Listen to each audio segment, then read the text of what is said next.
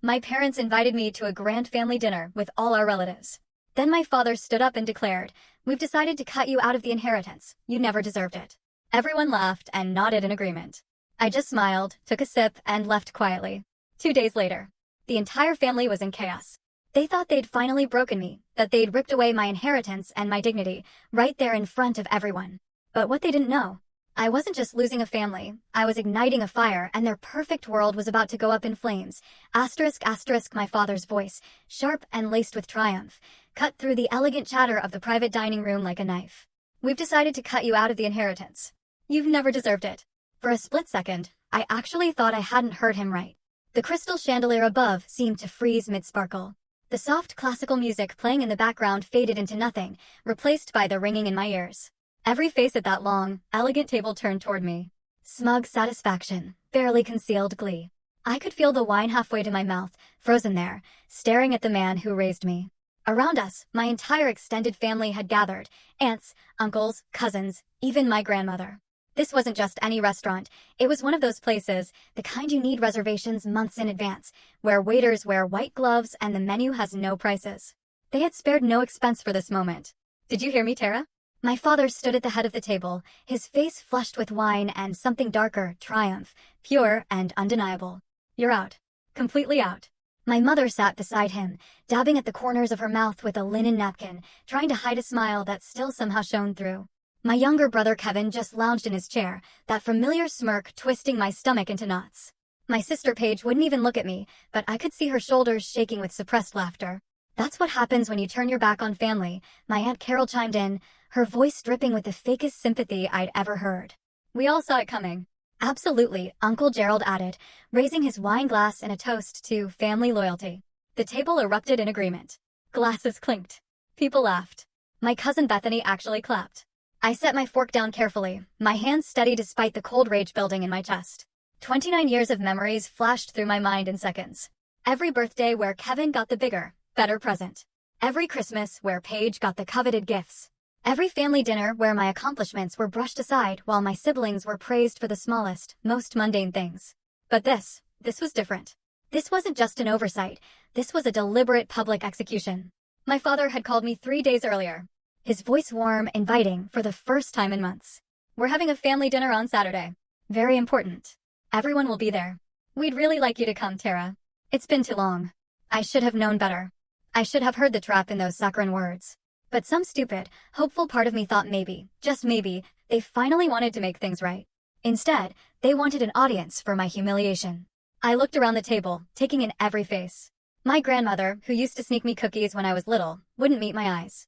My cousin Jeffrey, who I'd helped through college by tutoring him every weekend for 2 years, stared at his plate as if it held all the answers. Even my Uncle Thomas, who always said I was his favorite niece, raised his glass along with everyone else. "Nothing to say, Tara?" my mother asked, her voice saccharine sweet, practically dripping with anticipated tears and begging. "No tears, no begging?" I picked up my wine glass, a very expensive Bordeaux my father had insisted on ordering for everyone. I took a slow sip, letting the silence stretch, letting them think they'd won. Then I smiled. "Congratulations," I said softly, setting the glass down. "I hope it was worth it." I stood up, smoothed my dress, and picked up my purse. The table had gone quiet again, but this time the silence was confused. They had expected tears, maybe shouting, definitely some kind of dramatic scene that would give them more to laugh about later. "Wait, that's it?" Kevin called out as I turned toward the door. "You're just leaving?" I paused, looking back over my shoulder. My father's face had gone from triumphant to uncertain. My mother's smile had finally faltered. "What else would you like me to do?" I asked, my voice pleasant, almost curious. "You've made your decision. I accept it." But Paige started, but I was already walking away. As I stepped out of the private dining room and into the restaurant's main area, I heard the confused murmuring start behind me. They didn't understand. They had spent weeks planning this moment, imagining my breakdown, savoring the thought of my pain. My calm departure had stolen their satisfaction. Let them wonder. I handed my valet ticket to the attendant and waited in the cool Birmingham evening air. The restaurant was in the heart of the city's historic district, surrounded by old magnolia trees and wrought iron lampposts. It was beautiful, peaceful, a strange contrast to the ugliness I had just left behind. My phone buzzed in my purse. I pulled it out and saw a text from Kevin. "Don't think you can change Dad's mind later. This is final." I deleted it without responding. Another text, this time from Paige. You always were dramatic. Deleted. The valet brought my car around, a modest sedan that I had bought myself, paid for with my own money from my own job. Everything I had earned, and that had always been the problem. I tipped the valet and slid behind the wheel. As I pulled away from the restaurant, I caught one last glimpse of the building in my rearview mirror. Somewhere inside, my family was probably already celebrating, already spending the money they thought they had secured by cutting me out. They had no idea what was coming. 2 days. That was all it would take. I drove home on autopilot, my mind already 3 steps ahead. The anger that had been simmering during dinner now burned with cold, clear precision. They wanted to humiliate me. They wanted to break me. They thought I was weak, that I would crumble under their rejection. They had forgotten who taught me to be ruthless. My apartment was in a quiet neighborhood, 20 minutes from downtown Birmingham. Nothing fancy, just a 1-bedroom with enough space for me and my cat, Winston. I had moved here 6 years ago when I started working at Brightfin Wealth Management, one of the city's most prestigious financial advisory firms. I unlocked my door, and Winston immediately wound around my ankles, meowing for dinner. I fed him, poured myself a Real glass of wine, not the overpriced, show-off bottle my father had ordered, and sat down at my kitchen table with my laptop. Honestly, deep down, I'd been expecting something like this for months. There were all those little hints, the barbed comments about family values and loyalty and knowing your place. Kevin had been insufferable, practically gloating about his future plans for the inheritance. And Paige. Paige had started treating me like I was already a stranger. But I had clung to the stupid, persistent hope. The idea that maybe, just maybe, after all the years of being overlooked, of being undervalued, they might finally see me as something more than a disappointment. Tonight, that hope didn't just die, it was murdered right in front of me. I opened my laptop and pulled up a folder I had created 3 months ago. I called it insurance, though that felt too generous. It was more like evidence. Proof. A detailed record of every financial transaction my parents had made in the last 5 years. See, my father thought I was just a mediocre financial analyst at a medium-sized firm. He thought my job was boring, my salary modest, my career unremarkable. He loved to compare me to Kevin, who worked in tech, whatever that meant. As far as I could tell, he mostly played video games and called it user experience research. He loved to praise Paige for her entrepreneurial spirit, even though her online boutique had been hemorrhaging money for 3 years straight. What my father didn't know was that I wasn't just any financial analyst. I was a forensic accountant specializing in asset recovery and fraud detection. My medium-sized firm handled some of the largest fraud cases in the Southeast, and I was very, very good at my job. 3 months ago, my mother had asked me for help with something she called a minor tax question. She had handed me a folder full of documents, trusting that I would do what she asked and nothing more. What she didn't expect was that I would recognize the patterns immediately. The shell companies, the offshore accounts, the creative bookkeeping that pushed right up against the edge of legality and sometimes crossed it. I had spent the next 2 months quietly gathering information, not because I planned to use it, but because I believed in being prepared. My father had built his small real estate empire through a combination of hard work, strategic investments, and, as it turned out, some very questionable financial practices. Now, I sat at my kitchen table, looking at spreadsheets that told a story my family didn't want anyone to know. My father had been siphoning money from his business partners through complicated schemes that hid his profits and inflated his expenses. My mother had been using nonprofit organizations she claimed to support as personal piggy banks. Together, they had built a house of cards that looked impressive from the outside, but would collapse the moment anyone looked too closely. And I was going to make sure someone looked very closely indeed. My phone rang, pulling me from my thoughts. I glanced at the screen and saw my grandmother's name. For a moment, I hesitated. She had been at that dinner. She had sat there and said nothing while they stripped away my inheritance, my dignity, my place in the family. But she was calling now. I answered. "Hello, Grandma. Tara, honey." Her voice was thin, tired. "I wanted to apologize for tonight. That was cruel of your father. You should have spoken up," I said, unable to keep the hurt out of my voice. Silence. "Then no, I didn't. I'm sorry." I closed my eyes. Part of me wanted to forgive her, wanted to believe she was different from the rest of them. But I had learned tonight that wanting something and getting it were very different things. "Why did they do it?" I asked. "Why no? What did I do that was so terrible?" My grandmother sighed. "It wasn't about what you did, sweetheart. It was about what you didn't do. You didn't need them. You didn't come begging for money or help or approval. You built your own life, and that scared them. Your father likes to be needed. He likes to be important. You made him feel irrelevant. So he cut me out of the inheritance. The inheritance that was never really yours to lose," she said softly. "Tara, there's something you should know. Your father has been having financial troubles for the past year. Big troubles. The inheritance you think exists, most of it is already gone. Tonight was theater. He wanted to hurt you before you found out there was nothing left to inherit anyway. My hand tightened on the phone. Are you sure? I'm old, not stupid. I know what I see. After we hung up, I sat in the dark kitchen, processing this new information. My father was broke. The great inheritance he had dangled over our heads our entire lives was a fiction, and he had gathered the whole family together to humiliate me before the truth came out. I smiled in the darkness. This was going to be even better than I thought. Sunday morning dawned clear and bright, mocking the darkness of my mood. I had spent most of the night reviewing files, making notes, planning my next moves. Winston had given up trying to lure me to bed around 2 a.m. and simply curled up on a stack of papers beside my laptop. Now, sitting at my favorite coffee shop with a triple shot latte, I was ready. I pulled out my phone and composed a message to someone I had worked with on a major fraud case 6 months ago. Timothy was an investigative journalist for the Birmingham Tribune who specialized in financial crimes and corruption. We had developed a good working relationship during the case. I provided the technical expertise. He wrote the stories that brought attention to the fraud. Hey, Timothy, I typed. Remember when you said you owed me a favor? I might have a story for you. Interested? His response came back in less than a minute. Always. What are we talking about? Local real estate developer, possible fraud, embezzlement, tax evasion, multiple victims. Want to meet? When and where? We arranged to meet Tuesday morning at his office. That gave me one more day to organize everything to make sure my case was airtight. I couldn't afford any mistakes. This had to be perfect. I spent the rest of Sunday digging deeper into my father's financial records. The more I looked, the worse it got. He had borrowed money from business partners and never paid it back. He had taken out loans using properties he didn't fully own as collateral. He had created fake companies to hide income and inflate expenses. Every transaction left a paper trail, and every trail led back to my father. My mother was complicit, of course. She had signed documents, opened accounts, moved money around. They had built this empire of deception together, and they would fall together, too. Monday morning, I went to work as usual. My boss, Patricia, noticed I was more focused than usual. Big case, she asked, stopping by my desk with her own coffee. Personal project, I said. But yes, big. She studied me for a moment.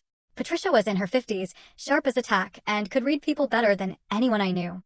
Does this personal project involve the family dinner you mentioned Friday? I had told her I was dreading a family event. I hadn't told her why. It might, I admitted. She nodded. Slowly. If you need anything, resources, time, advice, you let me know. Family can be complicated. Family can be toxic, I corrected. But thank you, I will. I worked through lunch, barely noticing the hours passing. By the time 5 p.m. rolled around, I had compiled everything I needed for Timothy. Bank statements showing suspicious transfers, property records revealing fraudulent deals, email chains between my father and his business partners that proved he knew exactly what he was doing, contract agreements with forged signatures, tax returns that didn't match actual income. It was enough to send someone to prison. That evening, Kevin called. I let it go to voicemail. He called again. I ignored it again. On the third call, I finally answered. What do you want, Kevin? Jesus, took you long enough. Look, Dad wants to talk to you. I have nothing to say to Dad. Come on, Tara. Don't be dramatic. He's willing to reconsider if you apologize. I actually laughed. Apologize for what? For embarrassing the family on Saturday. For leaving like that. For making a scene. I didn't make a scene. I left quietly. Exactly. You left. You embarrassed Dad in front of everyone. He spent a lot of money on that dinner. He spent a lot of money to humiliate me, I corrected. But I appreciate the call. Tell Dad I said no thanks on the reconsideration. You're making a mistake, Kevin warned. You don't want to be on the wrong side of this family. I'm pretty sure I'm on the only right side, I said and hung up. 10 minutes later, Paige texted. Kevin said you were rude to him. Why do you have to make everything so difficult? I didn't respond. Another text from my mother. Your father is very disappointed. You always were ungrateful. Delete.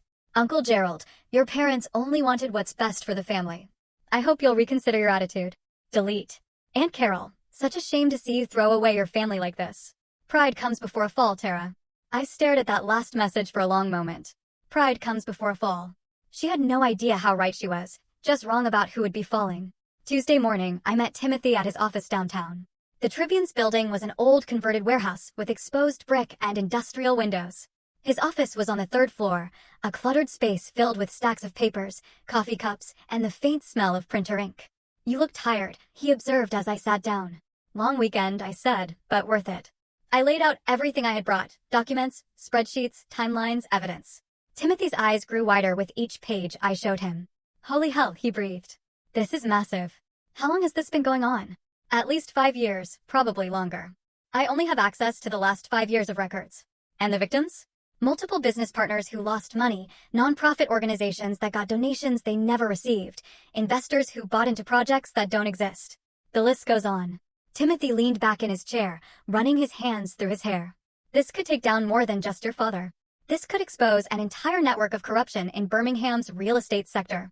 I know, I said quietly. He looked at me carefully. These are your parents, Tara. Are you sure you want to do this? I thought about Saturday night. The laughter, the mocking, the way they had all looked at me like I was nothing, like I had never mattered. I'm sure, I said. Okay, Timothy nodded. Give me 3 days. I need to verify some of this independently, talk to sources, build the story properly. Can you wait 3 days? I smiled. I've waited 29 years. 3 more days won't kill me. Wednesday morning started like any other day, except for the nervous energy buzzing under my skin. Timothy had my information. The investigation was underway.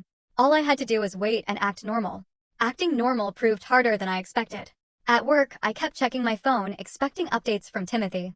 None came. He was being thorough, which I appreciated, but the waiting was torture. Every hour felt like a week. Around 10 a.m., my desk phone rang. Internal call. I picked up. Tara, could you come to my office? Patricia's voice was serious. We need to talk. My stomach dropped. Had someone found out what I was doing? Had my family somehow gotten wind of my plans? I walked to Patricia's office, my mind racing through possibilities. She was sitting behind her desk, her expression unreadable. Close the door and sit down, she said. I did. She folded her hands on her desk. I had an interesting conversation this morning with a potential client. He called asking about you specifically. Wanted to know if you were available for a private consultation on some financial matters. Who was it? He didn't give his real name, but the number traced back to your father's business. Ice ran through my veins. He's checking up on me. That would be my guess. He asked about your qualifications, your specialty, your recent cases. I told him you were one of our best forensic accountants, and that if he wanted to hire you, he'd need to go through proper channels and fill out our intake paperwork. What did he say? He hung up. Patricia leaned back in her chair. Tara, whatever you're planning, be careful. If your father is sniffing around, he might suspect something. He doesn't suspect anything, I said, more confidently than I felt. He thinks I'm weak and insignificant. He's probably just curious about what I actually do for a living. Maybe. Patricia didn't sound convinced. But paranoid men do dangerous things. Watch your back. I returned to my desk, my earlier confidence shaken. My father was making moves. Why? What had triggered his suspicion? My phone buzzed. A text from Kevin. Dad wants to have lunch with you. Just you two. He says it's important. I stared at the message. This was a trap. It had to be. My father didn't do private lunches. He didn't do one-on-one conversations unless he wanted something. I texted back. Busy all week. Maybe next month. Kevin's response was immediate. He says it can't wait. Tomorrow at noon, the Summit Club. He'll be waiting. The Summit Club was my father's favorite restaurant. The place where he conducted business and impressed clients. It was expensive, exclusive, and exactly the kind of place where he felt powerful. I didn't respond. Another text from Kevin. He's trying to make things right, Tara. Don't be stubborn. Then one from my mother. Your father is extending an olive branch. The least you could do is show up. And Paige, seriously, you can't even have lunch with Dad? You're so petty. They were coordinating, pushing, trying to force me into a corner. I called Timothy. Hey, he answered. I was just about to call you. We have a problem. My heart sank. What kind of problem? Someone contacted my editor this morning. Anonymous tip that I was working on a story based on falsified documents provided by a disgruntled family member. My editor wants to see all my sources before we run anything. They know, I whispered. My family knows I'm coming. After them.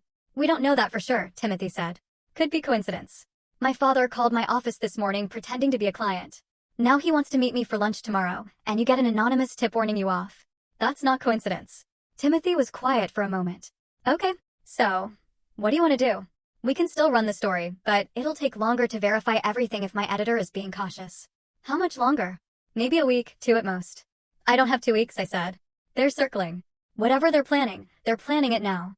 Then we need to be smarter, Timothy said. Go to the lunch, see what he wants. Maybe he'll give us something we can use. Or maybe he'll try to intimidate me into backing off. Can he? I thought about Saturday night. The humiliation, the laughter, my entire family turning on me like I was nothing. No, I said. He can't. That evening, I did something I rarely did. I called my grandmother. She answered on the 3rd ring. Tara, sweetheart, I was hoping you'd call. Grandma, has Dad said anything about me lately? Anything unusual?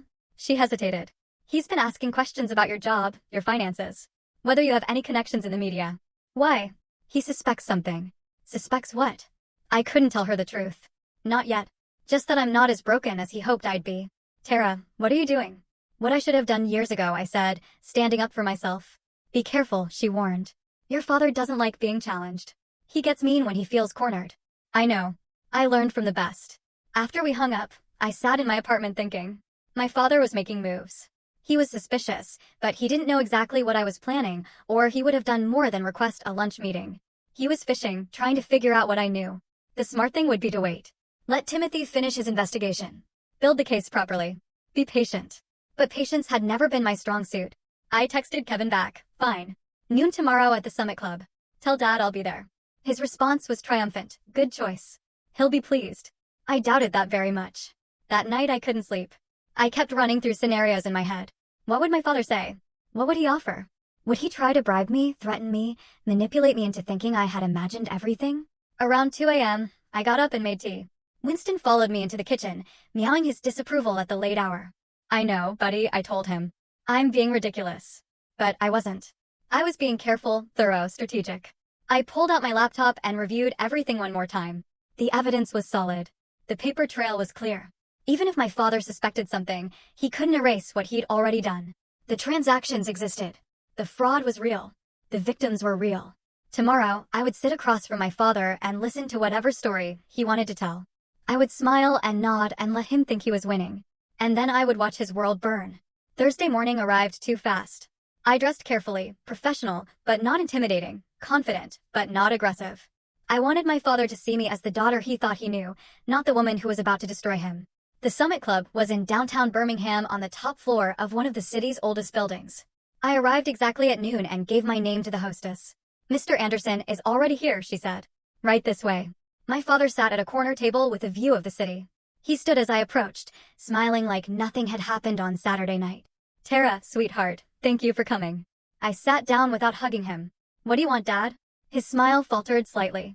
Can't a father want to have lunch with his daughter? Not this father. Not this daughter. Not anymore. He sighed and sat down. I suppose I deserve that. Saturday night was harsh. Your mother and I have been talking, and we think we were too hasty. Too hasty in cutting me out of the inheritance, or too hasty in humiliating me in front of the entire family? Both, he admitted. We let emotion get the better of us. A waiter appeared with water and menus. My father ordered a scotch. I ordered nothing. You're not eating, he asked after the waiter left. I'm not staying long. Say what you need to say.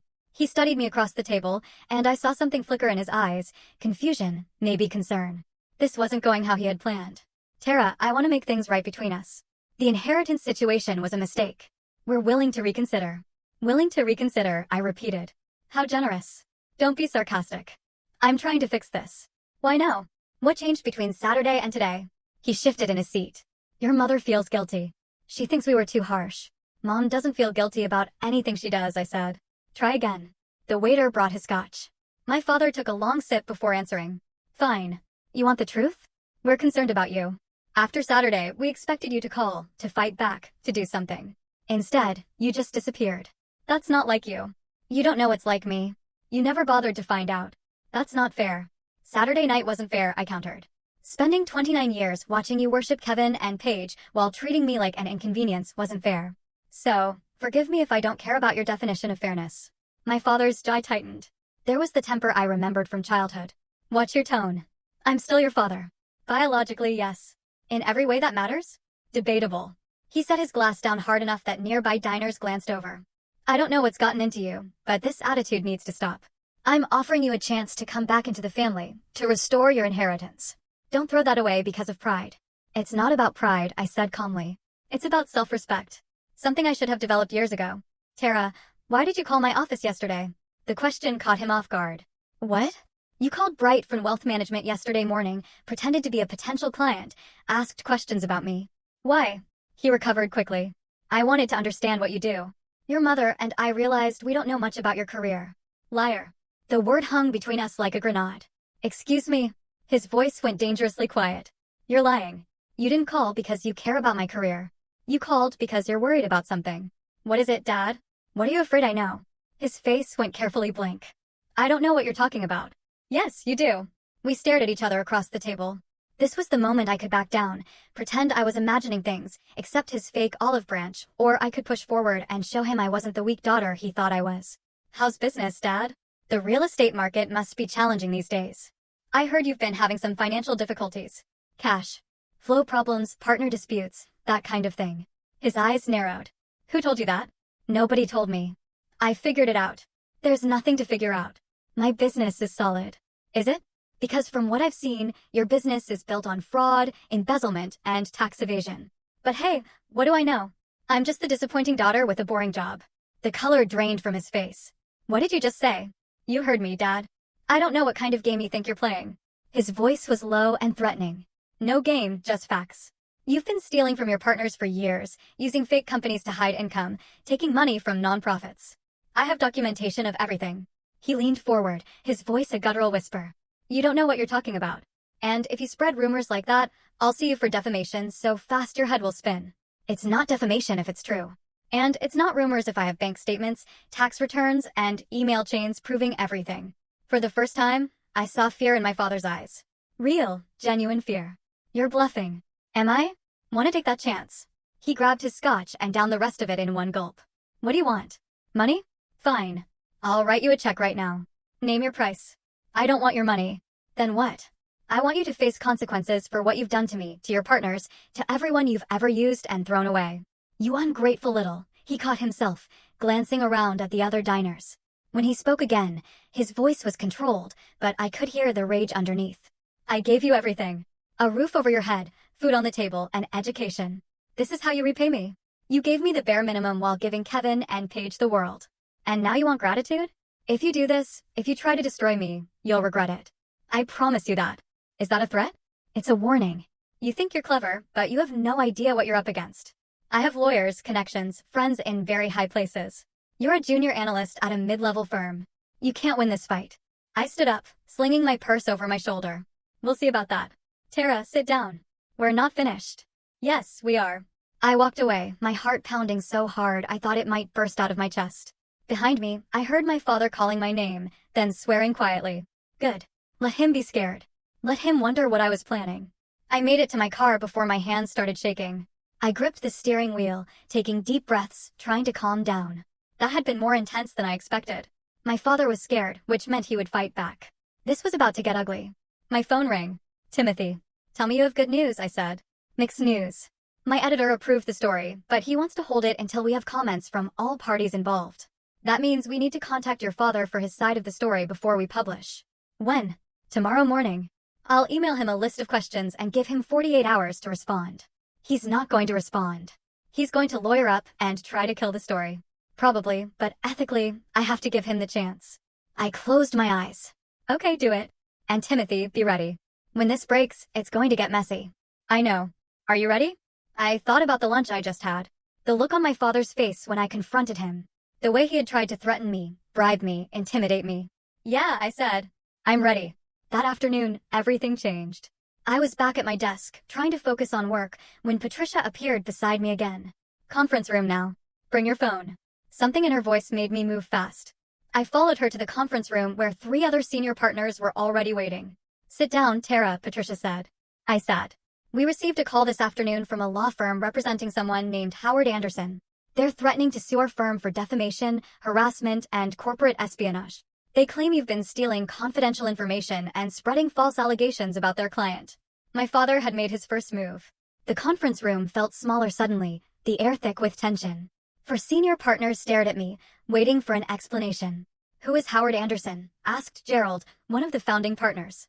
My father, I said quietly. The room went silent. Your father is threatening to sue us because of something you did? Gerald's voice rose. Would you care to explain? I took a deep breath. This was it. The moment where I either defended myself or let my father intimidate me into silence.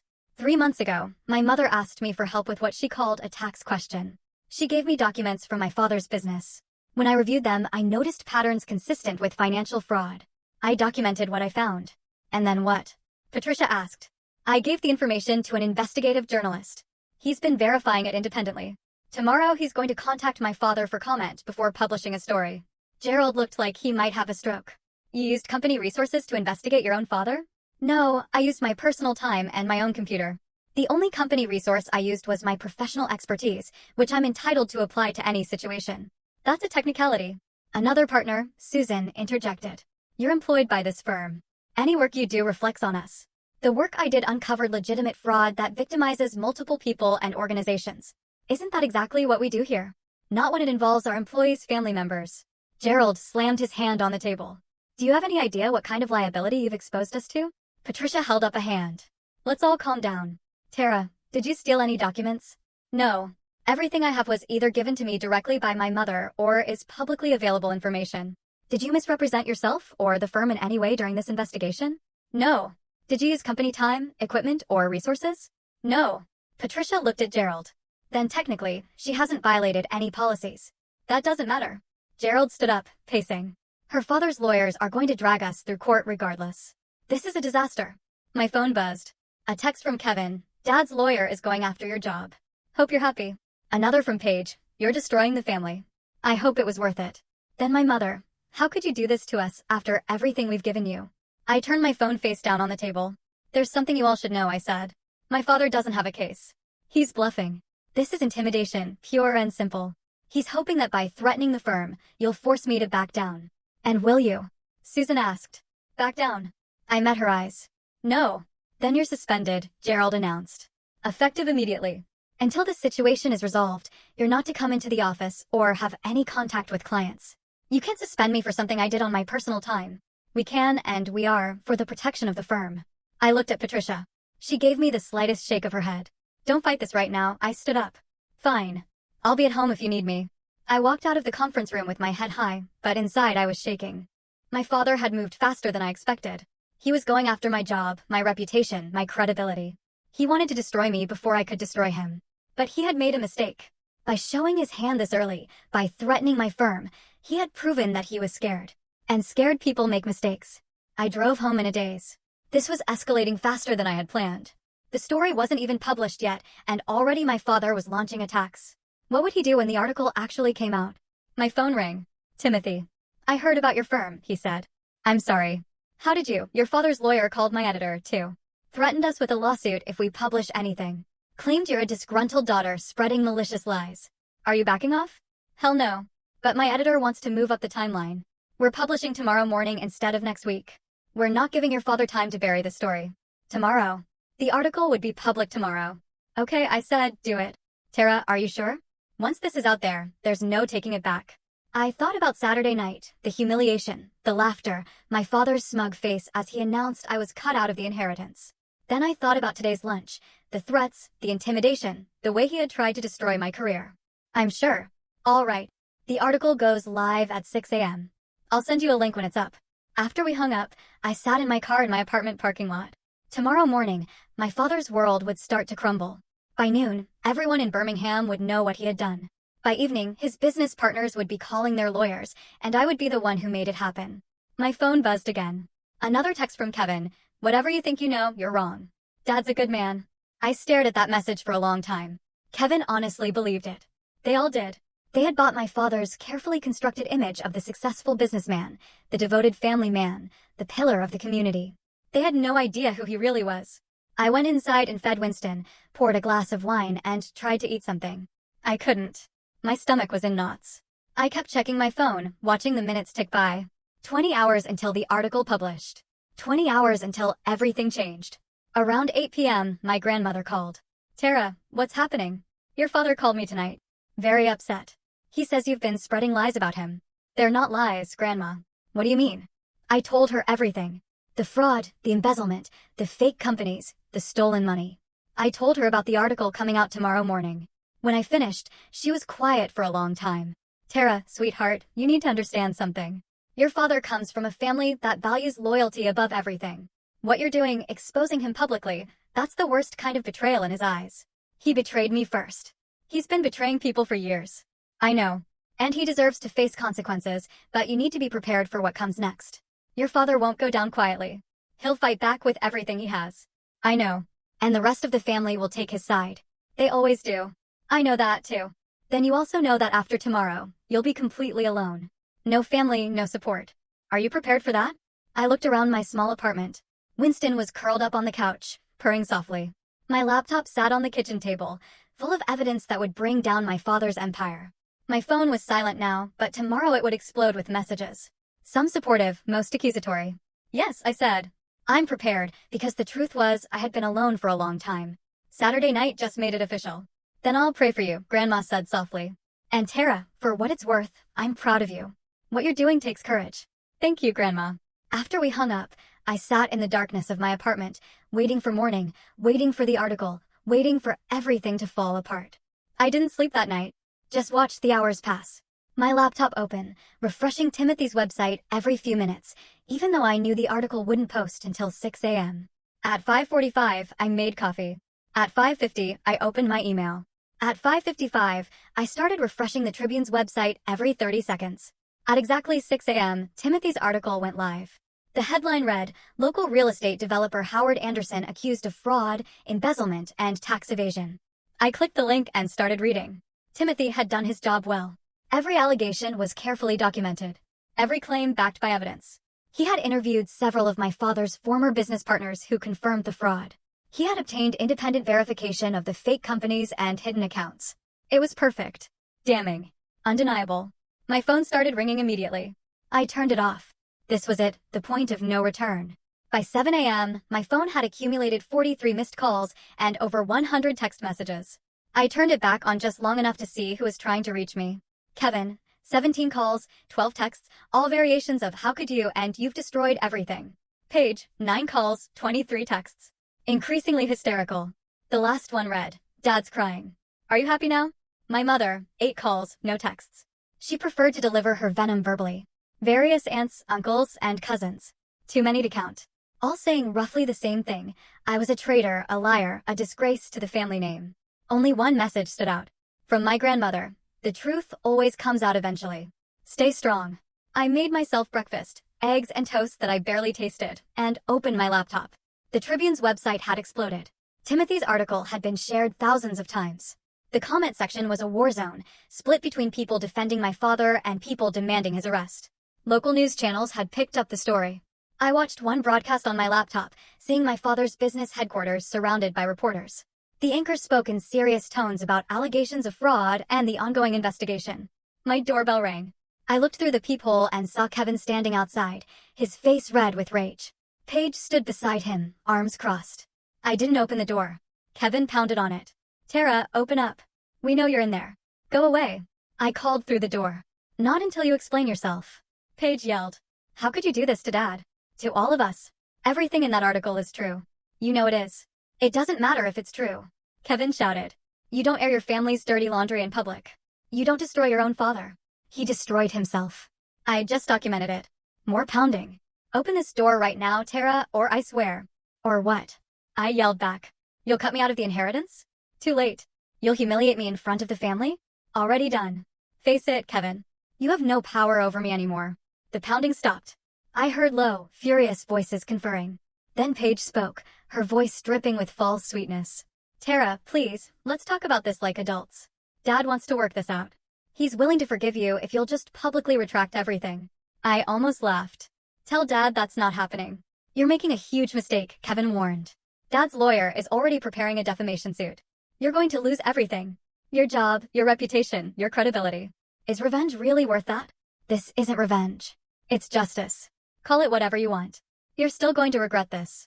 They left eventually, but not before Kevin kicked my door hard enough to leave a scuff mark. I watched through the peephole as they got into Kevin's car and drove away, probably heading straight to my parents' house to report back. My phone rang. "Patricia." "Hello, Tara. Have you seen the article?" "Yes, it's causing quite a stir. I've had 3 calls this morning from reporters asking about you, about whether the firm knew about your investigation." "What did you tell them?" "That you acted independently and that we can't comment on ongoing matters." "But Tara, this changes things. The evidence you gathered, it's legitimate. Gerald and the other partners are reviewing everything, and it looks like your father's threats were empty. He can't sue us for defamation when everything is true. Does that mean I'm not suspended anymore?" Patricia paused. "The partners are meeting this afternoon. I'll call you after, but between you and me, I think they're going to reinstate you. What you uncovered is massive. This is exactly the kind of case we built our reputation on."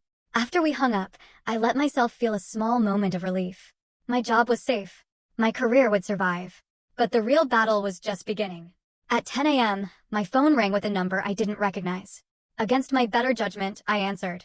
Tara, my father's voice, rough and tired. We need to talk. We have nothing to talk about. Please, just 5 minutes. That's all I'm asking. Something in his tone made me pause. He sounded defeated, broken, nothing like the confident, threatening man from yesterday's lunch. 5 minutes, I said. Thank you. I want you to know that I never meant for things to get this bad between us. Saturday night was a mistake. The lunch yesterday was a mistake. I was scared and angry, and I lashed out. You've been lashing out at me for 29 years. I know. And I'm sorry, but this article, this public humiliation, this goes too far. You're destroying more than just me. You're destroying the whole family. The family destroyed itself when everyone chose to laugh at me instead of standing up for me. Tara, I'm begging you. Call the reporter. Tell him you were mistaken. Tell him you acted out of anger after Saturday night. We can say you misunderstood some documents, that you didn't have the full picture. My lawyers can work with their lawyers, and we can make this go away. No. Why not? What do you gain from this? You've already made your point. You've shown everyone that you're not someone to be pushed around. You've won. Now let it go. I haven't won anything yet. You're still free. You still have your business. You haven't faced any real consequences. The article is consequence enough. My partners are abandoning me. My clients are demanding their money back. The bank is calling in my loans. I'm finished, Tara. You've destroyed me. Isn't that enough? Not even close. Silence, then in a voice colder than I'd ever heard from him. Then you've made your choice. Don't expect mercy from me. He hung up. I sat there, staring at my phone, processing what had just happened. My father had gone from begging to threatening in the span of one conversation. He was desperate, which made him dangerous, but I was done being scared of him. The afternoon brought more chaos. Local news vans appeared in my apartment complex parking lot. Reporters knocked on my door asking for interviews. I ignored them all. Patricia called at 3 p.m. with good news. You're reinstated effective immediately. The partners reviewed your evidence and agreed that you acted appropriately. In fact, we're considering taking on some of your father's victims as clients if they want to pursue civil cases. Thank you, Patricia. Don't thank me. You did this yourself. Come back to work Monday. We'll figure out the rest then. I spent the rest of Friday watching the story unfold online. More victims came forward. Business partners who had lost money, investors who had been defrauded, nonprofit organizations that never received promised donations. Each new revelation made the case against my father stronger. By Saturday morning, the state attorney general's office had announced an official investigation. Federal investigators were looking into potential tax evasion. My father's business was effectively frozen while authorities examined his records. The family group chat, which I was somehow still part of, exploded with messages. Kevin, this is a witch hunt. Dad did nothing wrong. Paige, we need to hire better lawyers. Can anyone recommend someone? Uncle Gerald, I always knew that business was shady. I told Howard to be more careful. Aunt Carol, we should rally around him. Family sticks together. My mother, where's Tara? Why isn't she in this chat? Oh wait. She's too busy destroying her own father to care about family. I left the group chat. Sunday afternoon, my grandmother called. I visited your father today, she said. He looks terrible. He's not sleeping, barely eating. Your mother is a wreck. Kevin and Paige are running around trying to control the damage. I'm sorry you had to see that. Don't be sorry. This was inevitable. Your father built his empire on lies, and lies always collapse eventually. She paused. But Tara, you need to prepare yourself. This is going to get worse before it gets better. What do you mean? Your father is talking about declaring bankruptcy.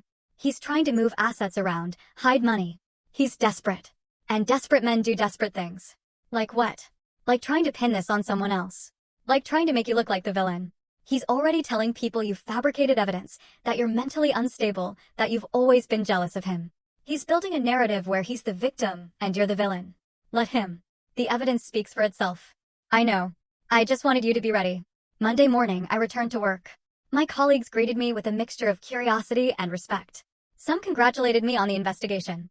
Others avoided eye contact, uncomfortable with the family drama. Patricia called me into her office mid-morning. We have 3 new clients, she said. All victims of your father's schemes. They want you specifically to work on their cases. Me? You're the expert on his financial crimes. You know his methods better than anyone. Are you comfortable with that? I thought about it. Taking on my father's victims as clients meant I would be directly involved in his downfall. It meant more confrontations, more stress, more family drama. Yes, I said. I'm comfortable with it.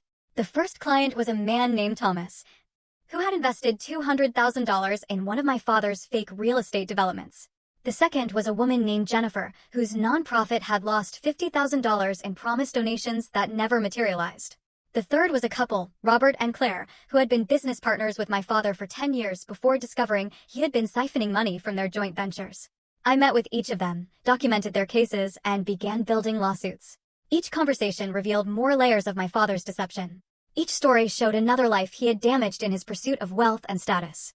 By Wednesday, my father's lawyer had filed motions to freeze all investigations, claiming prosecutorial misconduct and bias. The motions were denied. By Thursday, 2 of my father's business partners had filed criminal complaints. The state attorney general announced that formal charges were forthcoming. By Friday, exactly 1 week after the article published, my father was arrested. I was at work when I got the news. Timothy sent me a text with a link to a video.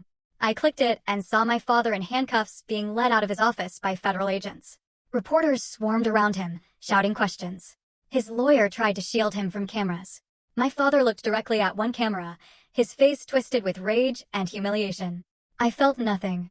No satisfaction, no guilt, no triumph. Just a cold, empty certainty that justice was finally being served. My phone exploded with messages.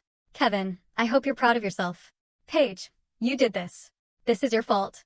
My mother, you've destroyed your father. I will never forgive you. Various relatives, accusations, insults, disownments. And then one message from my grandmother. He made his choices. You made yours. I'm proud of you for standing up for what's right. That night, I went home and finally allowed myself to feel it all. The anger, the hurt, the years of being overlooked and undervalued, the humiliation of Saturday night 2 weeks ago, the fear during the confrontation at lunch, the stress of watching everything unfold. I cried for an hour. Winston curled up beside me, purring. When I was done crying, I felt lighter, cleaner, free. My father was facing justice. His victims would get their day in court, and I had proven to myself that I was stronger than anyone, including me, had realized. The trial began 3 months later. By then, the case against my father had grown to include 18 counts of fraud, 12 counts of embezzlement, and 7 counts of tax evasion. His business had collapsed completely. His assets had been frozen. His reputation was destroyed. I attended every day of the trial, sitting in the back of the courtroom. My father never looked at me. My mother, Kevin, and Paige sat on the opposite side, their faces masks of anger and grief. The prosecution called me as a witness on day 4. I walked to the stand, placed my hand on the Bible, and swore to tell the truth. The prosecutor was a woman named Catherine, sharp and thorough. Miss Anderson, can you explain how you first discovered your father's fraudulent activities? I walked the court through everything, the documents my mother had given me, the patterns I noticed, the investigation I conducted. I explained each piece of evidence calmly and professionally. My father's lawyer tried to discredit me during cross-examination. Isn't it true that you were angry with your father? Yes. And isn't it true that you wanted revenge? I wanted justice. But you admit you were motivated by anger. I was motivated by the truth.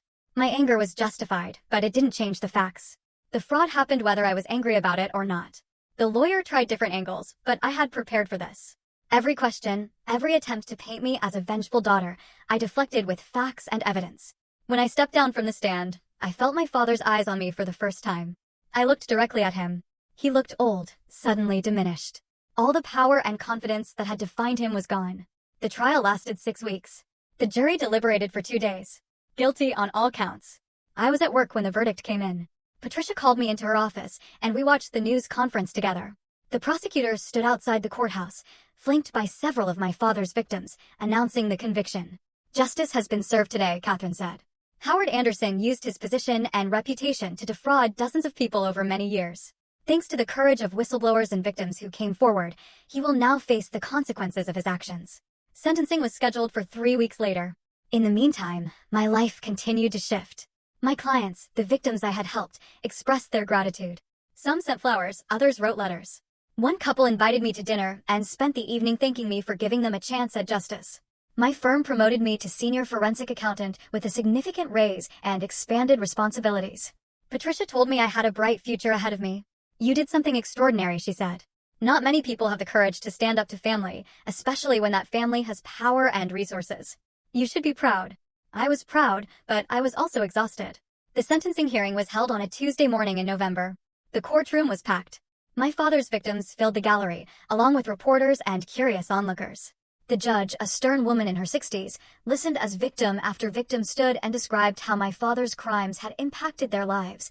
Thomas, who lost his retirement savings. Jennifer, whose nonprofit nearly closed because of missing funds. Robert and Claire, whose business partnership and friendship with my father had been built on lies. When it was my turn to speak, I walked to the front of the courtroom. Your Honor, I'm not here as a victim, though in many ways I am one.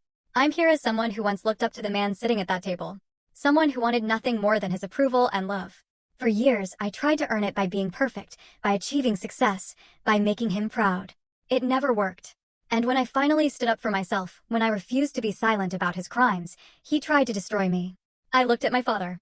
He was staring at the table, refusing to meet my eyes. But he didn't destroy me. Instead, I found my own strength. I learned that real family isn't about blood or obligation. It's about respect, support, and love. The people who matter most aren't the ones who share your last name. They're the ones who stand beside you when everything falls apart. I returned to my seat. The judge thanked me and took a recess to consider sentencing. When she returned, her voice was firm. Mr. Anderson, you have been convicted of serious crimes that harmed numerous individuals and organizations. You used your position of trust to manipulate and deceive. You showed no remorse, even when confronted with overwhelming evidence. Therefore, I sentence you to 15 years in federal prison, to be followed by 5 years of supervised release. You will also pay full restitution. To all identified victims. My father's shoulders sagged. My mother sobbed. Kevin and Paige looked stunned. I felt nothing but relief. In the months that followed, my family's downfall continued. My mother filed for divorce, trying to salvage what little money remained after restitution payments. Kevin lost his job when his employer discovered his connection to the scandal. Paige's boutique finally collapsed under the weight of debt she could no longer hide. My father began serving his sentence at a federal prison in Alabama. I received one letter from him, asking for forgiveness and understanding. I never responded. Kevin and Paige both tried to reconnect with me at different times, claiming they understood now that I had been right. I politely declined. Some bridges, once burned, should stay that way. My mother sent occasional messages through my grandmother, usually complaints about how difficult her life had become. I felt no sympathy. She had enabled my father for decades and had participated in humiliating me. She had made her choices.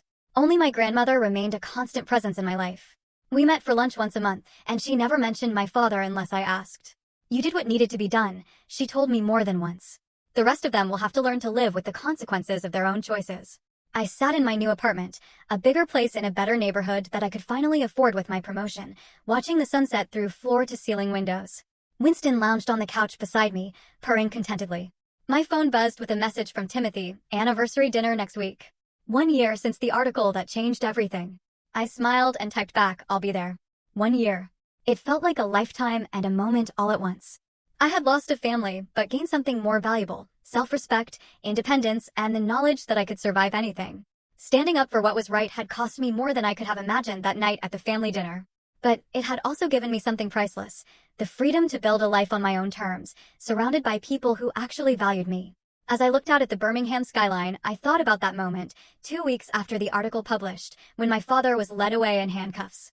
I had felt empty then, uncertain if the price of justice was too high. Now, a year later, I knew the answer. Some revenge isn't about destruction. It's about liberation. It's about refusing to be silenced. Refusing to accept injustice. Refusing to let the people who hurt you continue hurting others. My father had taught me to be ruthless. He just never expected me to use those lessons against him. And that was his biggest mistake. If you'd been in my shoes, facing a family that toxic, a betrayal so deep, what would you have done? I truly want to know. Tell me your thoughts in the comments below.